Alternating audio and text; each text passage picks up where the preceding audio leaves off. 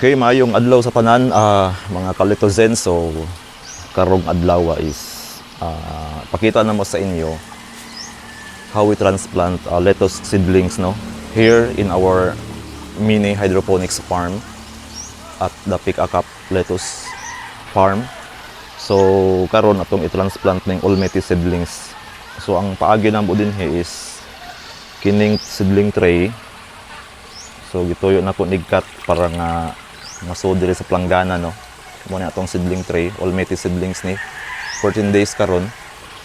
So wa tag planggana nga igo masud ning tray, kini akong gikat nga tray.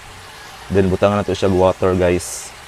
Ginagamit na ko nga tubig ani is rain water, so tubig ulan. Ang purpose ani is to ato ning palutawon sa tubig kining seedling tray nga naay seedlings. So situate nga mulutaw siya para nga pag transplant nato dili maipit ang roots sa ilalom, no, kung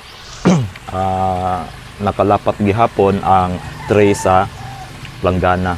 Okay, so with this, guys, pila ka seconds kuaning kokopit nato masaturate, no. So muhumok siya. So ang buhato nato is igo na lang ta mag-ibot sa mga seedlings. So sama ani, humok na lang gid, guys, siya. So walay roots nga naputol. Okay, so human ana transplant din diri sa ato ang styrocaps nga naay kokopit. So ani lang sa kadali, guys, walang ka effort mag-transplant kung kini nga style atong gamiton. So ano lang, ibot-ibot lang ka. Ano ra siya, kasimple. Dali ra kayo. So ano, wala, seconds lang ang pag-transplant kada seedlings. Pero kining kokopit, guys, ako na ning gi butangan daan.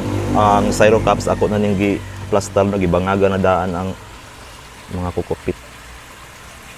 Ang pagbangag pud ani dali ra pud. Gamitan na lang nato nig any material, no, pud kahoy nga lingin para mo atong ibangag. So, dali ra sad sa kaayo.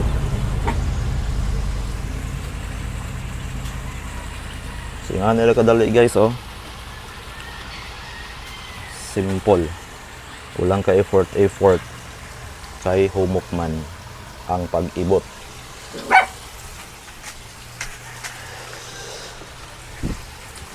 So ang gamit ng pagbangag tuod ani, no, kining ato ang styrocaps with kokopit na para dali na lang. Kini akong gigamit, na ako'y nakita nga drumstick wa naman gigamit, so kini akong ginatusok dire. Ana lang, ana. Dali ra kaayo. Ano ra siya. Pag hulbot nimo ana, bangag na. Enough to sa roots sa imuhang lettuce nga ma-transplant nga dili siya ma-disturb. Ano lang, i-shot lang nimo siya. Then tabunan. Ano ra siya kadali. So ibot lang lang ta. Pero talaga yung humong ka. So I hope, guys, na mo'y nakuha, no, sa ato ang akong gi-share nga video how to transplant lettuce seedlings hassle free.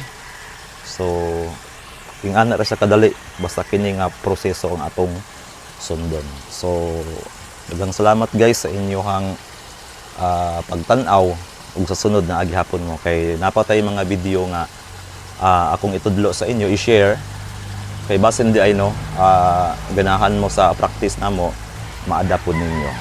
Okay, so good day.